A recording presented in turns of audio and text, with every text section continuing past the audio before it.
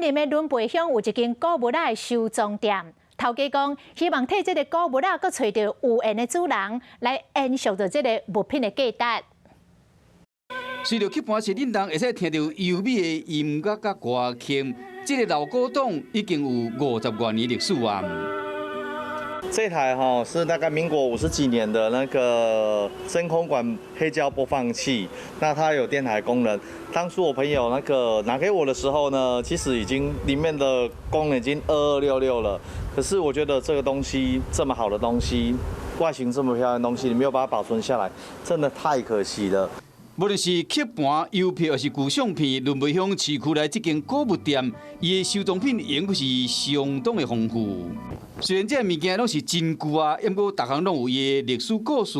头家嘛希望讲会使搁替这古早物找到愿意珍惜的有缘人，将古物的价值甲所代表的时代意义继续传承落去。